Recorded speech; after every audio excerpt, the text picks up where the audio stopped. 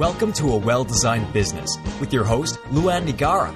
Luann has a lifetime of experience building a multi-million-dollar business with her husband and cousin, and she knows the challenges you face in your interior design business.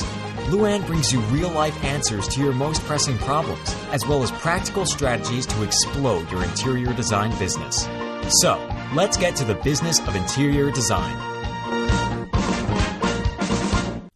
Hi, welcome to another episode of A Well-Designed Business. Today on the show, I have Carly Waters, the principal of Carly Waters Style.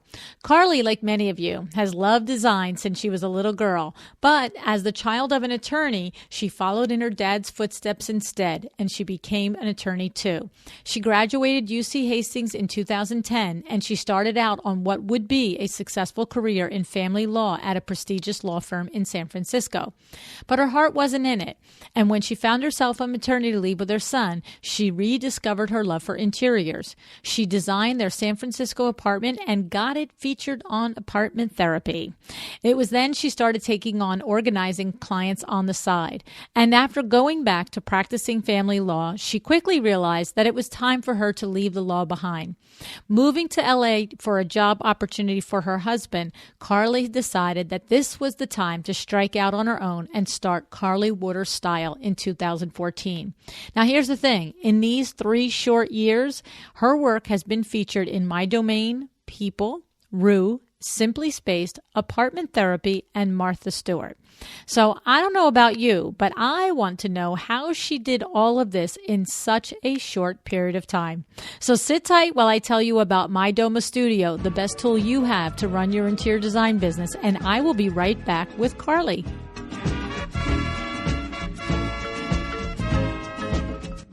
My name is Lenora Demars of 910 Design. I've been a My Doma user since 2015 and have been very pleased with the results.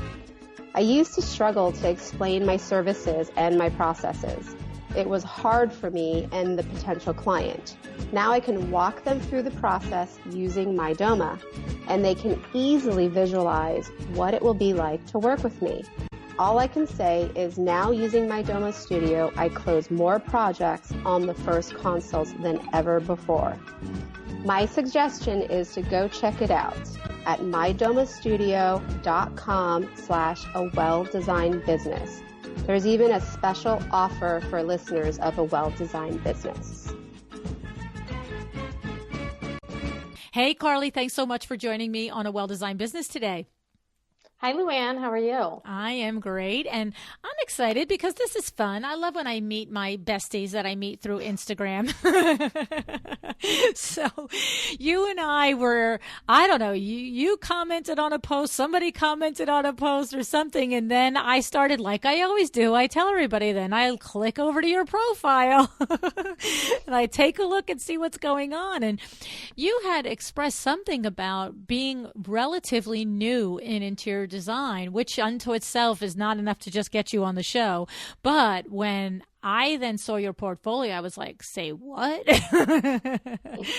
So you're quite an accomplished lady there. And of course, I've explained to everybody in the introduction how you had a full-blown career as an attorney. So we know you're a grown-up lady and you know how to run a business. So that, I'm sure, has factored into it. But I have, since learning more about you by looking at your website and researching and also talking with you a little bit off air before we start, you know, you really have accomplished quite a bit in just 3 years. And I'm very interested to pull that apart and figure out how you do it, because a lot of new designers would look at your portfolio, number one, and then look at the list of publications that you've been featured in, which I mentioned in the introduction, but My Domain and People and Rue. I mean, this is something for 3 years in business.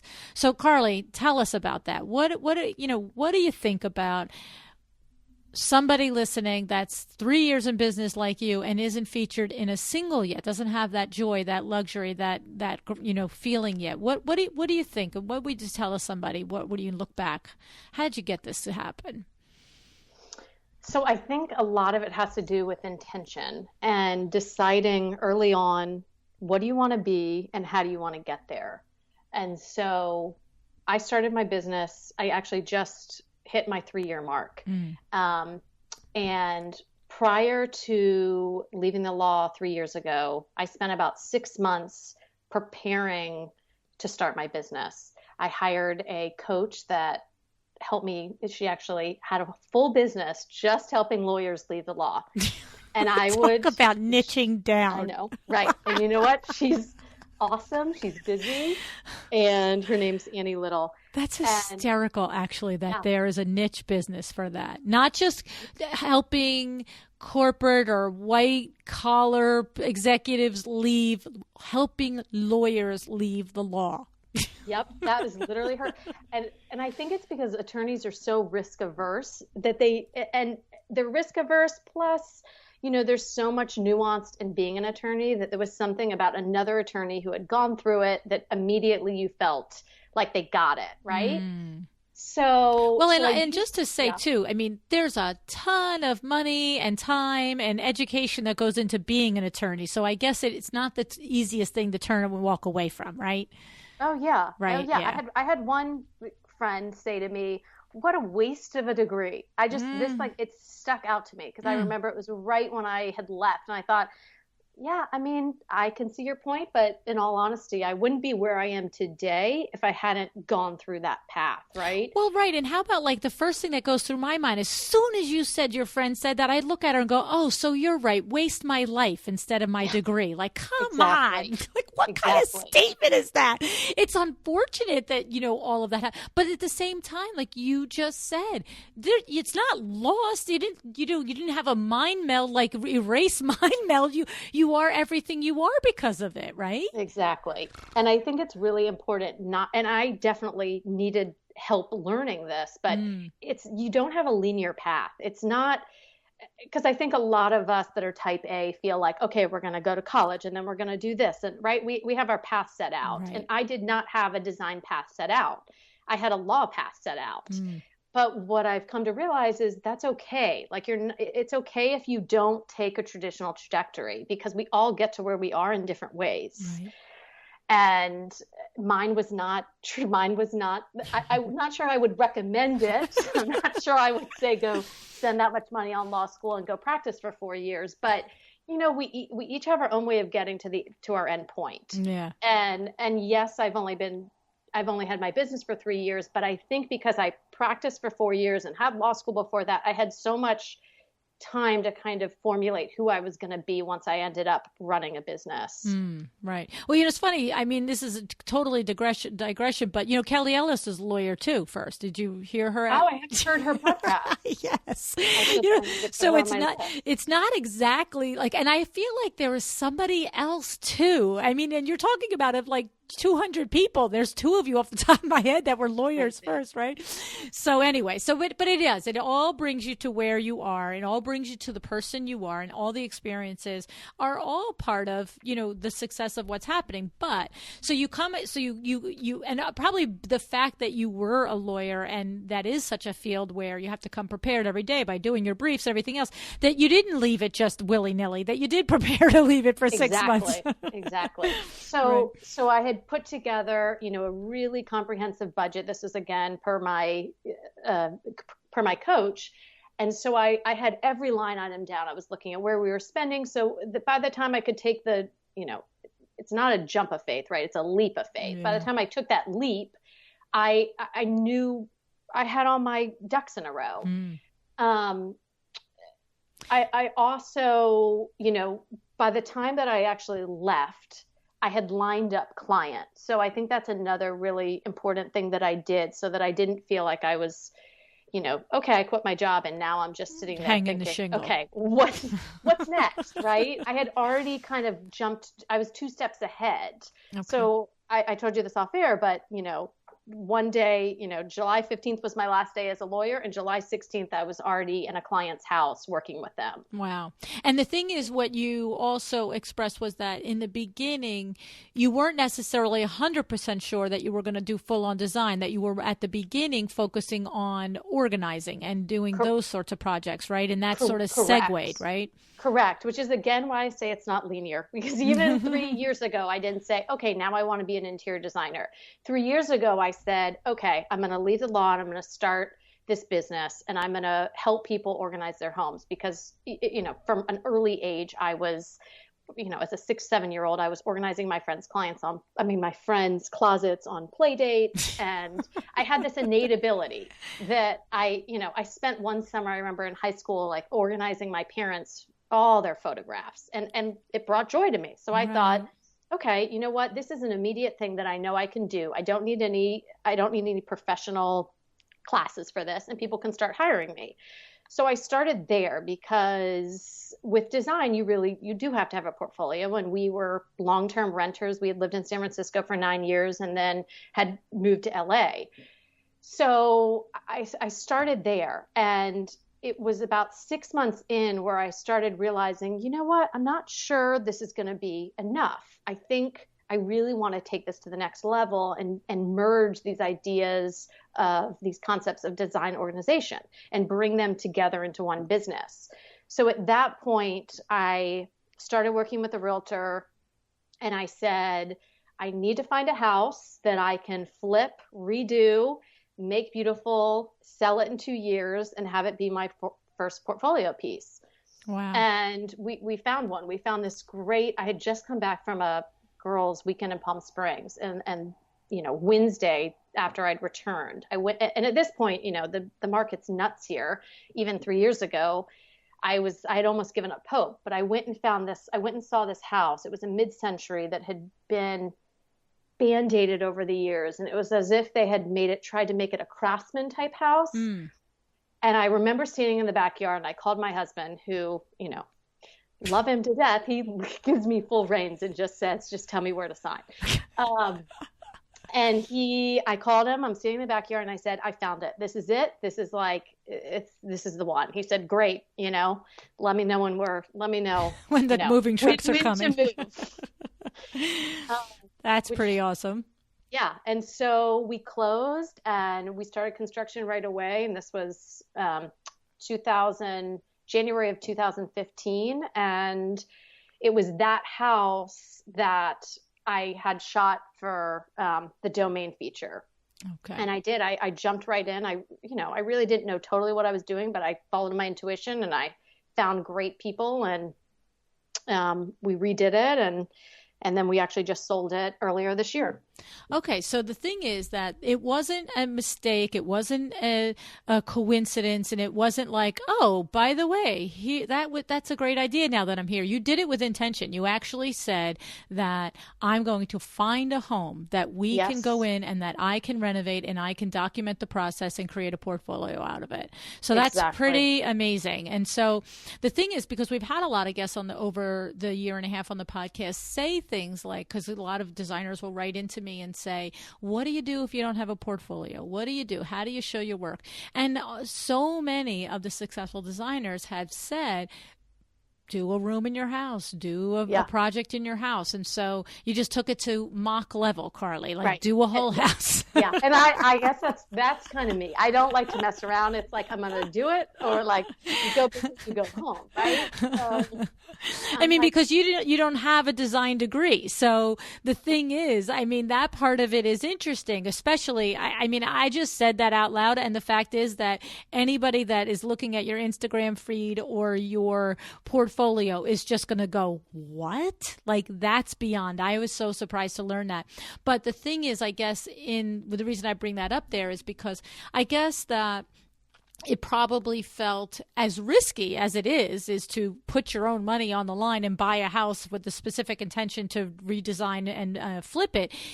There was the risk that wasn't there of, I really haven't been through this process before, and I don't have the education and at least that little bit of technical background that I have to kind of learn this in front of a client. So, does that factor into it? It did. And luckily I'm one, I don't remember who on your podcast said this, but I am one who strongly believes in hiring for your weaknesses. Right. I know there are things that I'm not good at.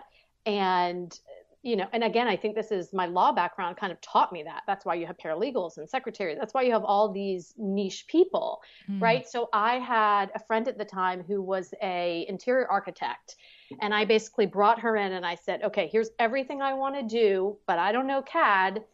can you help me put this on CAD so I can hand it to the contractor? And we did it as a trade, which is something I would really, really push people to do. I think people are afraid to ask people to do trades, but a lot of people are thrilled to do it. So I actually helped organize and move her into her new office.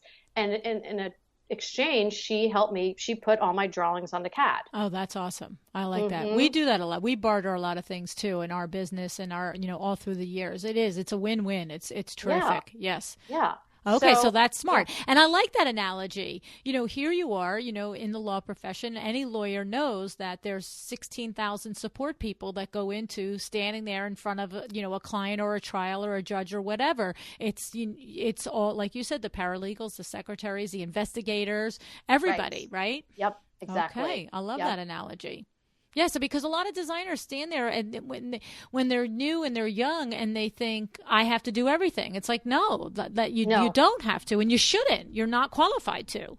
And it's funny because I don't know if it's a generational thing, but I know my mom is someone who's like, well, you can learn that. And it's like, yeah, I can, but that is not efficient. And I don't need to learn everything. Right. I need to hire people who are experts and I will oversee them. That's awesome. I love it. I love it. My mother's line is, well, you can do that. You can do that. Well, what do you mean? You can do that. Okay, I could do that. Sure. But you're right. There gets to a point like, do I need to be the one to do that? Right. And then it's just, it's inefficient and it doesn't make economic sense because you're going to end up, I've thought about it. It's like you're losing money.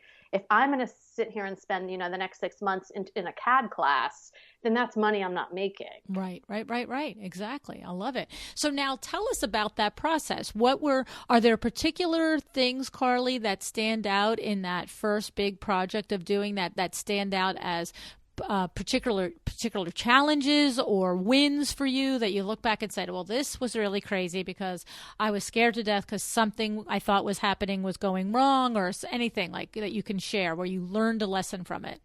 I think the biggest takeaway, which I really try to put onto my clients, is don't try to Band-Aid problems in the house, because anything that you Band-Aid is, you're going to spend money on Band-Aiding it, and then you're going to spend even more money fixing it 2 years later. So I realize not everyone, has the finances to do this, but if you're able to, it's so much more efficient and so much smarter to really do the whole thing at the beginning, because we didn't have the finances to do everything all at once. And so we moved into our house 7 weeks in, and we had no kitchen and one functioning bathroom. And by the way, we had a 2-year-old. Oh. So, I was fine with it. My husband had a little more trouble. He's the one who cooks. And I lied. We had a fridge and an oven, but no counters, no cabinets. But, so in an ideal world, you do things up front, and you have your plan up front. So for instance, we're closing on a house literally today. We funded yesterday, we're closing today.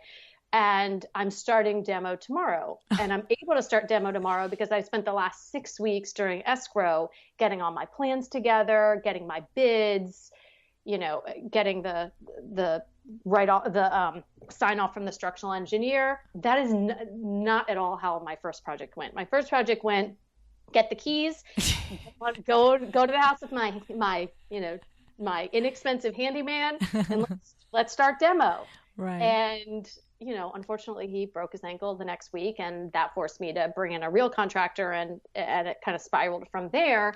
But it was much more learn as I go, which was the right thing for me, because I think I like that high intensity boom or bust, but it doesn't have to be that way.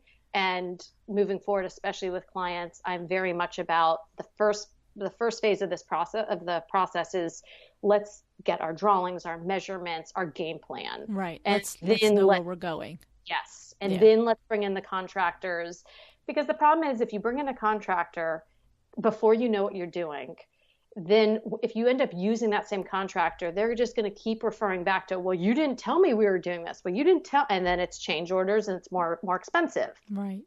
So that's a really big thing and I also think clients have a hard time with that, because clients also want to jump right in. Let's get the keys. Let's go. Contractor here.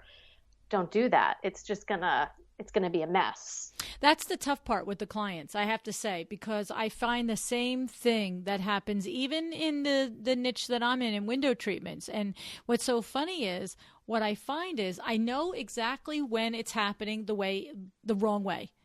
And I will literally say, okay, can we take a breath here? I know that you want this done. I know, but this has to happen first. Then this happens. This is my suggestion on how to do it, because like you say, don't put a Band-Aid on it. I say, can we not chase the good money after the bad? Like, let's make quality decisions. Let's make a plan. But it's very hard when, maybe it's not your own nature, or you haven't learned that that's the, of a better way of doing things. But B, even if it is your nature and you have learned it, if your client is pushing to just keep moving and just keep, and it happens a lot now with window treatments in motorization and so forth, where they're wanting to lay the groundwork and they're just like, hey, this is how we're going to, and I'm just like, okay, we do not have all the right people together in the same room yet. I can't just talk to you. I have to also talk with your electrician, and I have to know what you actually want to actually motorize here. It can't just be electricity, know, and it's tough. And they're like, well, we're closing the walls next week. You have to give us all the specs today. I'm like, okay, that's not going to work for me. This is a little too crazy. So okay. So one of the big things that you're saying that you learned there is that it is very smart, it's valuable, it's productive to know the plan and to know what you're going to do, and to the best that you can at the ability. Okay. Right. I mean, here, and that's the other thing about design, right? To what you just said, the last point, you can't guess everything, because what makes design so fun is every renovation project is so different, and you're always going to run into something, and that's okay. It's important to obviously educate the clients on that, because I don't think they understand that all the time, but, you're always going to have to problem solve, but maybe if you can just minimize the pieces that you can get ahead of, that will benefit you, and it'll be money that you save. Yeah. I can really hear it. I can really hear how their education as a lawyer really does inform what you do as a designer, because you're all about being prepared and understanding that things are going to happen. It's like having the surprise in court, but that's completely different than you having no idea where you're going in that, case or something. So it's pretty interesting. It's actually coming through very clearly. So yeah. So tell us about it. It couldn't have all been so easy. So talk a little bit about to somebody who is starting and thinking back about, it's one thing to know that you need a process. It's one thing to know you need a plan. But did you have times during that first, renovation, Carly, where you were like, oh my goodness, what am I doing here? And why didn't I just keep being a lawyer? I never had I should have kept being a lawyer. Okay. I think that was pretty clear in my brain that I was. Turn the door on that. Turn the corner on that. Yeah. But I did have moments, not so much with the first renovation, I think because it was my own and I had such a strong gut reaction that I knew this is what I wanted to do. But it's definitely been since that house, moving more into the, client work, where I've had moments of like, is this for me? Am I really good at it? All the second guessing that we do that, where I didn't understand my value and my worth yet. So that came across with clients where I would charge less than I should have. And I would be more, I would give in a lot more, versus today, 3 years later, where now I understand my worth and I see my value. Those first few years, you're kind of learning that as you go, especially when you haven't been to design school, especially for me, who's got that, little voice in the back of your head that says like, are you sure you're good enough to do this? Are you sure, And so that happened over and over those first few projects where I didn't obviously allow the client to see that, but that was happening inside me. And the struggle was real. It was really there. You were really grappling with it. Yes. And trying, you're both trying to prove to yourself, to your clients, to your family, to your friends, right, that you're doing this. And I think the thing that just helped me get through it was hearing the voice, but saying, you know what, my gut tells me I can do this. Maybe I need to hire some more people. So a lot of times when I've gotten in that situation with a client where I'm feeling like, oh God, can I do this? I find someone that I can hire that can help me do it. So for instance, I started out really just doing remodels and the renovation, and I didn't do the furniture piece because I felt like, you know what, that's kind of a different part of design. Oh. So about a year or so ago, and let me back up. I had done it with myself, right. but I hadn't done it so much with clients, full home furnishing. Okay. So I texted this friend of mine that I'd heard her thinking about leaving her job in marketing, and she was great with design, had done her own house just like I had. It actually helped me as a friend with my own house. And I texted her and I said, any chance you want to quit your job and, come work with me? And she was like, funny enough, I'm giving my notice and I'm not due to have my second baby until January. So, I'd love to. Huh.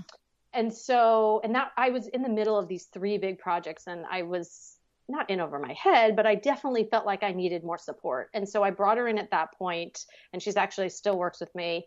And it definitely has, made the whole process so much better because I have someone else who's helping with sourcing and just, a second person. I think someone in one of your shows said, have a strategic partner. And she's been that for me. She's someone that I can bounce ideas off of. Mm. So I think what I do is when I'm having those insecurities, I take action, right? That's my, what do you right. call As it? opposed to curling up and not moving, you move through it. You go through right. And okay, I like it. And some people, right, they do the opposite. I mean, yeah, but I am someone who takes action. And it's like, what do I need right now? Okay, I need to bring someone else in to help me do this. And that's what I do. So I think it's stepping back. It's really important to kind of listen to yourself and say, what am I feeling and how do I fix that? Mm. And Carly, when you approach that friend of yours, when your language, it didn't make it clear to me. Did you approach her to come and work in conjunction with you, or work for you? Like, how did you set that up? Well, I intentionally switched works for me, works with me. So she technically works for me. I pay her. She's but there's something where I like the whole idea of people working as a team and working with each other. Mm-hmm. But yes, technically she works for me. Okay. So because there have been designers over the last year and a half that have suggested that you reach out to somebody that has a opposite skill set, or even if it's just the same skill, a similar skill set, and just a project that's bigger than you can handle, and partner up with a designer for that particular project, but you're not taking them on as an employee, you're working together. Right. So this was somebody that you actually took on as an employee. Okay. Exactly. Okay. And I actually did start that project before I thought of that friend. I actually did have another designer who I was going to bring in to partner with, exactly to your point. She was just leaving a big design firm, going off on her own, and I was going to have her do the furniture piece. Mm. It ended up where the client really wanted to just keep it all in one, under one roof. Mm-hmm. But that was something, I think it's a great idea. I love collaborating, and I think designers are scared sometimes to do it. Right. But yes, that's something that I think that I can see where the fear can come in a collaboration, because you could be insecure that, oh, now the client is going to like that designer more than me, and then I'm going to get edged out, or yada, yada. But you have to stand in your space and know what you, like you said, know what your value is, know what you bring to the table, and reach out for a collaboration of somebody that you can trust, and let the chips fall. You know what I'm saying? Right. Like if somebody's going to do like a dirty on you, then the heck with them. You know what I mean? You don't ask them the next time. Like, I don't know what to say. Right. And by the way, I love that. That's from the Funk Design podcast, right? The Stand in Your Space. Yes. Yes. She's like my soul sister. Every word she said, I'm like, yep. Sandra is really awesome. And it's so funny. In the first year or so of the podcast, I think we used to joke at each other. She'd be like, Lou, seriously, you brought me up again? I'm like, I know. But you're in my head because I know her so well. We work together. You know what I'm saying? And she's brilliant. Yeah. Oh yeah. I tried to channel her. Yes. Stand in your space. What would Sandra do? Yeah. That's awesome. We'll have to make sure that you two meet someday. Yeah. So, all right. So the thing is now, Carly, you really have had a lot of success. And now, in the beginning, it's so funny. I'll share with everybody off air. When she first got on the line, I was like, I don't understand how you've done this much in 3 years. And now, a half hour into it, I know exactly how you've done this much in 3 years. You're a really very smart lady. You're a smart business person. And this is the thing that I tell designers all the time. If you pay attention to the business and the design part will all work itself out. You have to have a certain level of expertise. You have to know what you're doing. You can't screw it up, but you can't just have great, beautiful ideas. That's not enough. Beautiful design work is not going to create a business. So bring us through a little bit more. So you really do, you do have the design end of it magically, just innately, locked down. But what else did you learn? What else did you do in order to really learn this business end of it? I can see that you transferred a lot, but it's a whole nother industry. you lost 4 years of school on it that everybody else has. Right. So I think it's twofold. One is using your network, using your people. I had a few friends that are now close friends that I would say, can I go to coffee with you? I want to hear, I want to pick your brain about your business as an interior designer. And so I call her my mini mentor. This is a good friend, Joanna in LA. And she would just every few months meet with me and talk me through, here's how you do this. Here's how you do that. I had questions about hourly versus flat fee. Should I be bringing contractors versus should they be hiring their contractors? And she was so open and just give me all the tips and inside information that I needed in order to have this business. Because one thing I did find, which is so different than when I went into law, it was much harder in design to find information, to find mentors, to find people to really help you figure out how to strategize and run your business. When I went into law, which people wouldn't think this, but I remember I'd meet with, because I graduated law school in 2010. It was like right in the middle of the recession. The jobs were sparse. And I did the same kind of thing. I said, okay, you know what? I'm going to do family law. I loved that class. And then I started targeting, literally, I wasn't, but I targeted different family law attorneys and I would meet them for coffee. And I found that especially the females were very willing to meet for coffee and very willing to give me another name and to help me. I found that to be a little tougher in design. I don't know if I still can't figure out what it is, if it's just there's more competition but luckily I've had those few people that have been that for me. And I think that's so important. So to, anyone listening who's starting out, I would say even blind emailing people that you respect, and maybe not the huge designers, but maybe those maybe they're a little less busy, because I've met with people. I love meeting with people. And I remember one of my current design assistants, she'd found me through the Domain article, cold email, and I responded, we met for coffee, and I've been using her ever since. Wow.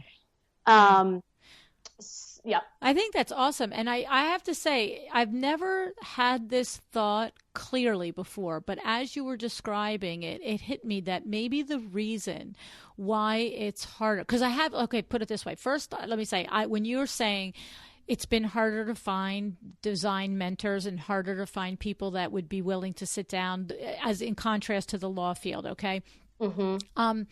That part I've heard before. That part, because how I usually hear it is somebody will say to me, oh my goodness, I love your podcast. This is so great that people in the industry are finally starting to share their experiences and open up about, what it is that has helped them be successful, right? That's normally how I come across that statement, where I think, wow, these people have really felt a void in this area of people helping, right? So it doesn't surprise me what you say.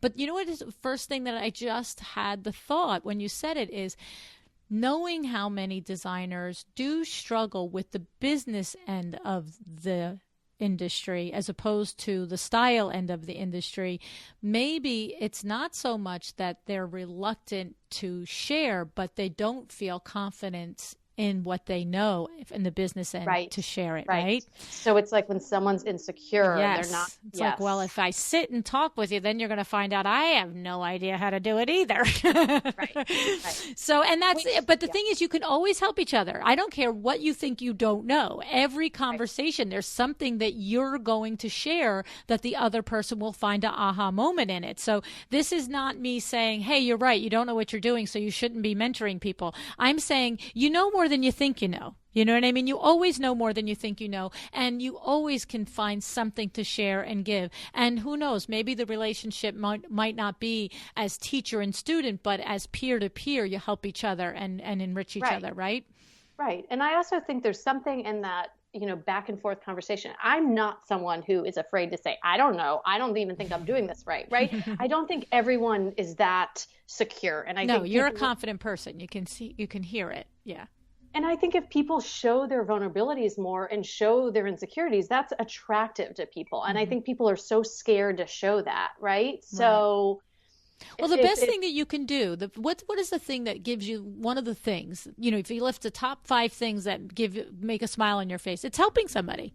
Exactly. Right? And so if you think about if you're struggling in your business and you're wondering how to do something and there is a designer in your area that you are aware of, and whether they seem to be busier than you, less busier than you, doesn't matter.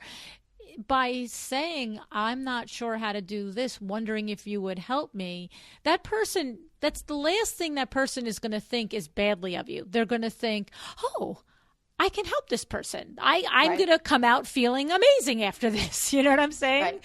Yep. So yes, I agree. So that's interesting. So you planned.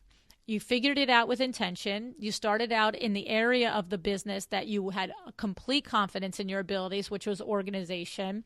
Then you were own test subject so that you could get all those kinks out and those challenges out without the fear of the client in your face.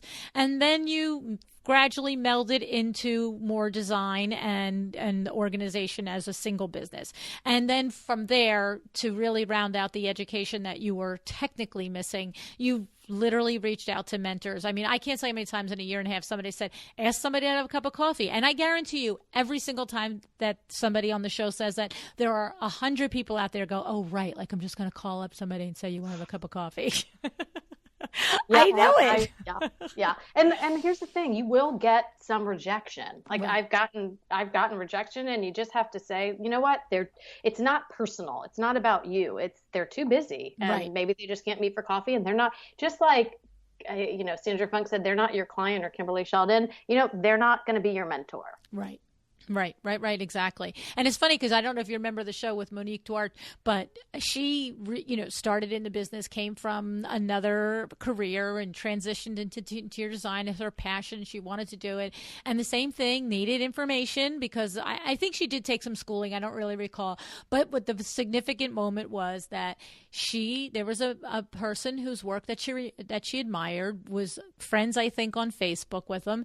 And I said, oh my goodness. And she goes, and he's just mentors me and he helps me and he meets for coffee and anything I needed in those beginning years. And I was like, oh, how did you, get him to be your mentor? And she's like, I messaged him and asked him. Yeah.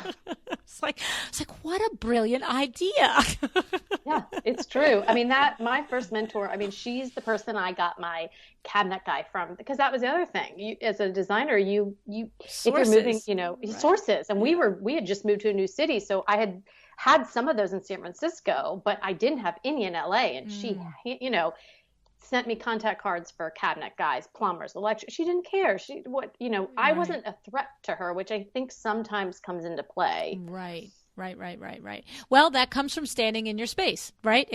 When you know what you are and what you do and what you bring to the table, you don't worry about the guy or the lady next to you doing it next to you. Because look, you can have 20 interior designers all in the same strip mall, and you're all going to have a different ideal client. It's just, not every client is for every designer and vice versa. So to have a relationship with a designer and help them with resources and so forth really should be a goal that you strive to do. Now, so let me just, before, we do have to address the fact that I can see that you're a go-getter. I can see that you're a confident woman. I can see that you are thoughtful and intentional in the way you do things. And these are all things that I know have contributed to your very, short time to be successful. But getting published in so many different magazines in 3 years is quite yet another animal. So tell us a little bit about how you've managed to do that, because I'm sure many of your colleagues are like, okay, just don't let her off the hook there. So I'll start from now and move backwards, because recently, I can't remember what her name was. I listened to the podcast that you had, the PR woman. She lives in Atlanta. She's now retired, I believe, from being an editor. Amy Fleury? Exactly. Okay. So Recipe for Press, right? Now she does the Paper Cut Project. Exactly. So I actually recently listened to hers, and I thought, because I was at a standstill of, I have a few projects I haven't pitched, and I listened to that, and immediately I started sending, following her instructions exactly, a couple lines, 2 to 3 pictures, and I got responses. And I thought, okay, well, here's, that was a super helpful podcast to listen to, doing it the right way, right? Right, because she was an editor at magazines. That's what she was. And so she was basically reverse engineering and saying, these are the pitches that work, guys. Listen up. And I say that because these have been blind emails where I don't know the people I'm emailing. So that's how I've done it recently. The way I did it originally and how I originally got in the press was using friends, people that I knew that had the right connection. So going back to apartment therapy, I'd had a friend that was in apartment therapy, and I reached out to her and I said, can you send me your contact? And she did. And I reached out, and that's how I originally got on apartment therapy. It was just directly contacting that person. So let me clarify that. So it wasn't that you had a friend that worked in apartment therapy. You had a colleague that had been featured. And so you were asking who was the editor or whoever at apartment therapy that she worked with. Correct. Awesome. Yes. Yeah. Okay. Again, it's sort of like I asked for the name. It's like, because I think people forget and they think, oh, they're not going to respond to me. I mean, I have these same, right? I have these same feelings in the gut of my stomach of like, oh God, am I good enough? Are they going to respond? But sometimes you just have to get over that and say, you know what, all I can do is try. So, So I reached out directly to that person. That was how I got into that publication. And then moving to LA, Domain, a good friend of mine, Julia, was working at Domain, and I brought her in early on my house renovation project, and throughout would kind of plant these little, hey, do you think this is going to be good enough for Domain? Right. And so by the time the house was done, I said, okay, what do I need to do to get featured? And she said, get those photos and it'll be good enough. And so I got my professional photographer to come, actually at the time from San Francisco, down here to shoot the house, and pitched the story to Domain. And then I guess also, let me back up. I think the number one thing that I knew was you had to have professional photos. And I have never questioned spending money on professional photos, because that's how I've gotten into all these publications. Okay. If I had just sent in my iPhone photos, it never would have happened. Okay. It sets you apart. Yes. And it also indicates that you're serious. Right. So by the time I got my photos done, she actually was no longer working at Domain, but I still sent them to her and I said, okay, what do you think? And she said, I think they're awesome. Contact this person at Domain. And so I did. I said, I'm a friend of Julia's, and they obviously looked at it independent of Julia, and they saw that it was good enough to publish. But that connection is how I got on Domain. Right. So I do feel like you really have to look around you and say, who can help me around me? Because I think people are afraid to ask for help. Right. And I think that, I think it's interesting that you had a colleague that was featured in the apartment therapy and you asked for that contact, because I think that a lot of people would say, well, I don't know if I should do that. That's sort of like, is that icky or whatever? But the reality is that you're just asking for the name of somebody. You're just, who is the email? And the person on the other end of that email isn't going to accept your email any more or less just because of whatever. Do you know what I mean? Right. Your work still has to stand. there and be recognized. But the fact that, you did the combination of utilizing your own network and leveraging your own network, and then also for cold prospecting to follow Amy Fleury's tips, write down, do this, do this, do this, and to know that it works. It doesn't surprise me, but I'm happy to know that you used it and it's working. Yeah. Yeah. Hers does work. But exactly, I think those early on, I think I would have been too nervous at that point to do any cold emailing, just because, again, I didn't know my worth at that point. Right. So it really helped me to say, first to get that first level to a friend, like, okay, do we think this is good enough? And for her to say yes, she'd worked at Domain for years, let's send it on. I felt confident by the time it got to the editor Domain that this was going to be a story that could be published.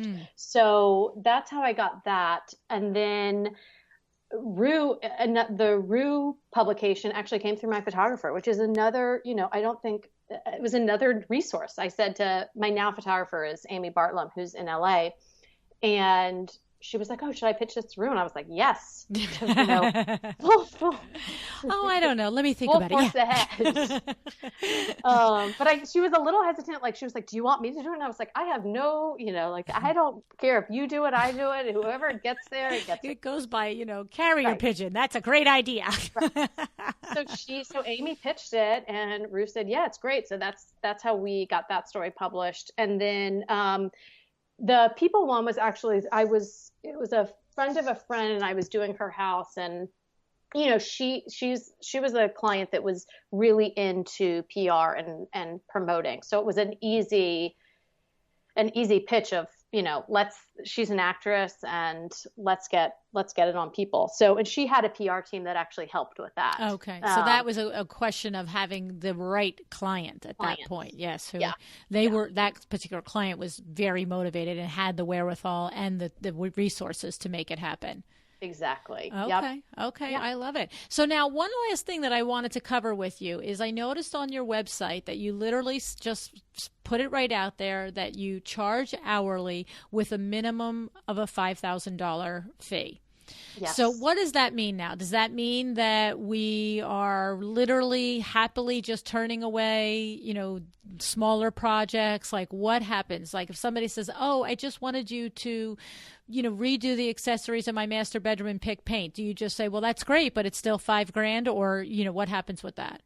So actually, the change on my website happened recently, and it happened after I listened to Sandra Funk Levy's podcast, and in all honesty, because this whole idea of standing in your spot, standing in your space, stop saying yes out of desperation and leave room for the right project. So I just got back from a vacation. Right before I left from vacation, I had 7 days in a row where I either got emails, text, or calls for potential new clients. And I ended up, I think 6 of the 7, referring to a friend of mine that is recently started out on her own as a designer, had worked at big firms, because none of them were the right clients. And the reason I put the $5,000 minimum on the website is because I felt like I needed a second place of, here's my space, and I still don't know if it's the right thing to do. I actually, last night I said to my husband, I'm like, should I pull that off? Is that, bad to have on the site? But I'm trying to figure out, how do you stand in your space and how do you kind of let the world know what your space is? Right. But yes, to your question, with Sandra's podcast, I thought I can't keep saying yes to all the little stuff. I had a client who was so lovely, referred to me, and she wanted help. She had bought a house on the east side of LA and wanted help basically using all of her existing furniture and designing the new house with the furniture. And I thought, that's, someone can definitely do that for her, but that's not me. That's not what gets my juices flowing. Right. And I am going to become resentful if I take on clients where I'm not getting to use my skills. Okay. So the fact of the matter is that you're doing exactly what guest after guest after guest has said. put out there the type of work that you want to do, and that's the type of client that you'll attract. And the fact of the matter is you're exactly right, Carly. There are designers out there that is the joy of their process, to rework what you have. I mean, I'm thinking of a couple of designers off the top of my head that love that challenge, that love the idea that somebody doesn't want to pitch everything and start over again, and that they take somebody's existing belongings and move one from one room in another room, and they make magic out of it. I mean, that's a skill set. It's just, you're saying it's not what you want to do. And that's what I saw when I saw that on the thing. I thought, okay, so don't call this lady to pick wallpaper and one light fixture in your bathroom. You know what I mean? That's not your girl. You know, she doesn't want to do that project. And so I mean, the fact that it's brand new, I'd be interested to know in 2 or 4 or 6 months from now. But I imagine it's probably going to bear itself out even much quicker than that you will now get called on for the projects that you want to do. Right. And you'll have to stop explaining more and more that that's not really what I do. Right. I hope so. I'm in this moment of like, okay, is this going to work? Because I'm following it. You know, I do, because I'm usually a yes person. I'm a pleaser. And so for me, it's counterintuitive to say no. And I that's not what I do. So it took a lot. It took a lot of these podcasts to say, okay, I'm going to, hold my breath and follow what they're saying. And right now I'm just, I got to assume that it's going to work. Well, like you said, you've been listening to the podcast, all along, and it is what what I always say, if more than a few people that you respect and are successful and you can acknowledge have done something and it's worked, why don't be the girl that says, well, that won't work for me. Like, don't be that girl. Like, I hate that. Right. Like, that makes me crazy. You know what I mean? It's like, oh yeah, that's how everybody does it and they're all successful, but I couldn't do it. It wouldn't work for me. So, you're trying it. The thing is that you put it up 2 weeks ago. You could take it down in a day. Like, that's the great thing that I love about it, that you're just saying, you know what? This is one of the ways that other designers before me have decided that they will identify who and what their business is to the outside world. And I'm going to try it. And you know what? There's no big deal. And I think that it's really awesome that you shared with us that you have anxiety about it, that you're nervous about it, that it's not like a no-brainer. Yeah, that's terrific. I mean, and that's really the reality of it, is that it's not undoable. But I bet you it works. I bet you it works. And maybe you'll tweak it and whatever else. I'm not sitting here with a crystal ball saying, oh, that exact sentence is the way to go. But it told me exactly what you were about. Right. Which I think I needed, because I am not as good once I get on the phone with someone. I think this was Sandra. She's like, she has like a person in her office who does those initial calls, because like her, Rania. I am not good. Once I get on the call and I hear what they want, it's, oh yeah, I can, it's bad. You got to get through Rania at Sandra's office. Yeah, exactly. I need someone like that, because as soon as they get on the phone with me, it's trouble. Yeah. Because my nature is, of course I can do it. And yes, I want to help. Right. So I'm trying to create this first barrier, so that the people, once they find me, they kind of, I'm not going to have to be educating and surprising them with how I work. Right. No, I think it's great. And I have to tell you that it's funny, because I'm having 2 moments with you. One moment I'm having, like I said, or a few moments ago, I'm completely understanding now how you were so successful so quickly. Okay. I can hear it in your intention in coming from the other career, and that you think things through, and that you take the advice of people that have been through the path ahead of you, and that you try things, and that you have confidence. And what's so funny is, on the other side, I can, with the same lens, see the challenges that you're facing, the insecurities that you're facing, the questions that you're asking yourself, and that you are truly still going through and learning and finding your way. But the biggest thing that I love is that you are doing what you said. You're pushing through. Instead of stopping and being paralyzed, you're just like, okay, let's try this. I just had to tell 6 people out of 7 that I wasn't their designer. I didn't like that process. I'd rather not have that conversation. How can I avoid that? Right. Exactly. Yeah, because if that had been there on the website the week before, you probably at least half of those 6 conversations wouldn't have even had to have, right? Right. They wouldn't even have called you. Exactly.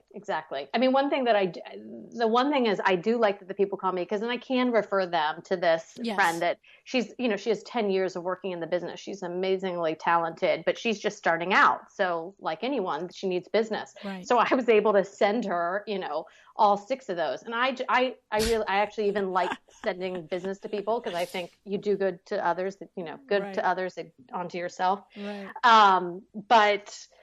But yeah, I that's think a little I'd rather, scary, sending 6 clients away in like a 1 or 2 week period. I know. I went on vacation. I was like, oh God, I hope I didn't make a mistake. No, it doesn't sound like you did. I mean, honestly, it doesn't sound like you did. And the fact of the matter is like I said, it's not an irreversible thing. The phone will ring again, and you can pull that off if you're finding that you're having a hard time filling the pipeline. I didn't do this 2 years ago, right? I said yes a lot 2 years ago. Right. Because I didn't have the portfolio, but now when I'm looking at my portfolio, I'm saying, you know what? I have the work, I have the worth. Now I need to charge more, because otherwise I am going to start getting resentful. Right. But it's not like I walked out into this world and into this design world and said, okay, I'm, this is my minimum.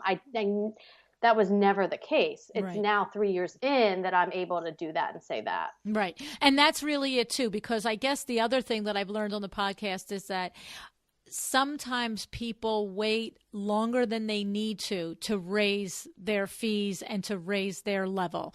And so you recognized it and you're trying it, and it'll be interesting to see. I remember did you hear the show with Natalie Riddell, Commander in Chic? She was just at the point where she was like, I'm thinking I have to raise my rates because I'm so busy and this and that and the other thing. I was like, just do it now. She's like, you know what? I'm doing it right now. That's it. Yeah. I'm going up, Yeah. And then every time you tell someone, you're like, oh, yeah. I'm now this amount. Right. So I think it's awesome. I think it's really great. I really love the both sides. I love to hear the confidence, and I also am grateful that you shared the parts that are a little scary for you too, because that is every one of us. No matter how confident we are, we always have little things when we're doing something new in particular and trying new things that it's sort of like, what are we doing? You know what I mean? But you plow through and you go forward instead of sideways or backwards, just keep going forward. So I love it. Any last little bits of advice that you would say based on your 3-year journey here, and in addition to all of the things that you've already said? I think the biggest thing is not to listen to the naysayers and to really be careful about who you're taking advice from, because I think sometimes early on, it's really important. Like if you know you want to do something, you obviously need to be cautious, but you need cheerleaders around you. And if you have people around you that are telling you can't do it, then you're going to start feeling like you can't do it. So I think the biggest thing is to find people that bring you up. And I did that through, for instance, like I've created a networking group with a group of organizers.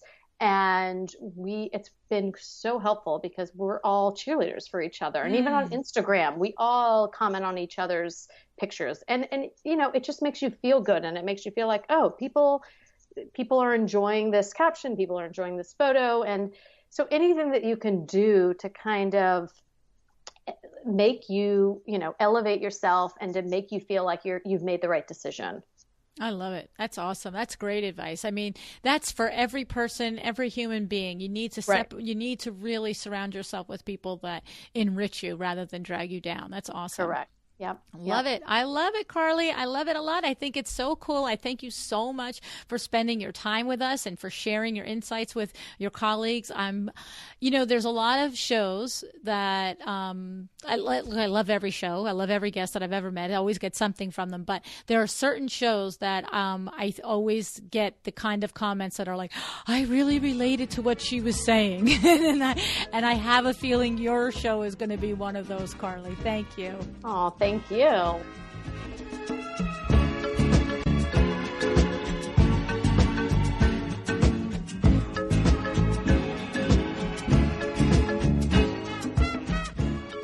I'm so proud to tell you that our podcast is sponsored by Cravat Inc., featuring curatedcravat.com.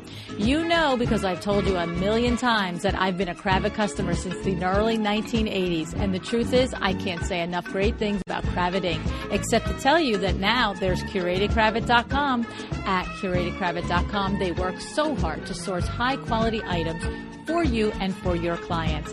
And they really do make it very easy to find that unique piece to complete your interior design project. Do you know what a couple of my favorite parts are? First, it's trade only. That's right, they have your back at Cravat Inc. Second, they have no minimums. Isn't that awesome? And third, the ordering process is a snap. Design, click, delivered. It's so easy. You need to visit curatedcravat.com today and be sure to use your discount code CKPodcast. You get to use that code for one order and you will get 10% off that entire order. CK Podcast at curatedcravat.com.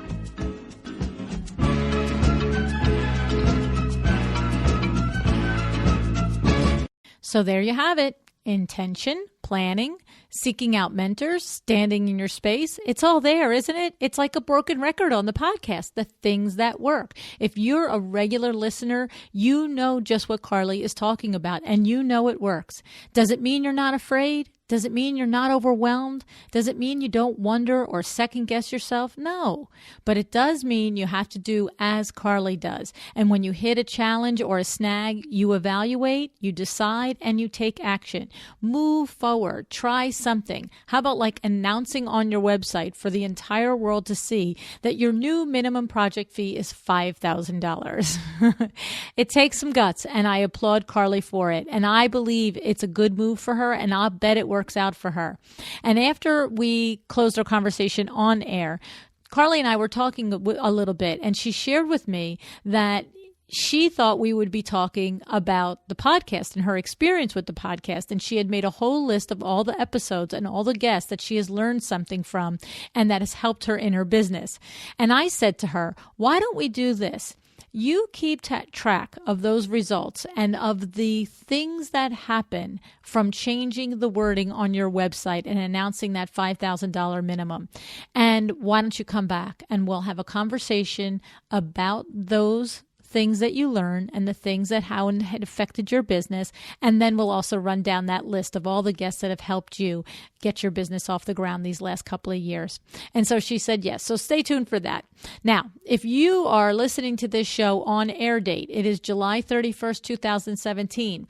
And if you are listening on air date in real time and you happen to be at the Las Vegas market, please be sure to visit me today at 4 p.m. Las Vegas time at the Noir showroom for Name That Vendor, sponsored by Designer Inc. And then tomorrow at the Kravitz showroom, sponsored by Mydoma, the event with Kelly Ellis, Design Uncorked. Okay, both are going to be tons of fun, and I'm looking forward to meeting you. Please come up to me. Make sure you introduce yourself to me. I want to meet you, okay?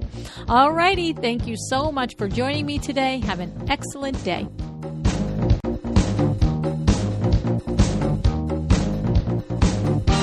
Thank you for joining me again today for another episode of A Well-Designed Business. This podcast is a production of WindowWorks in Livingston, New Jersey, your trade resource for custom window treatments and awnings. Learn more about WindowWorks at www.windowworks-nj.com. All of our music is original music by Room 2 Productions. Please contact us if you want to learn more about original music for your business or your events.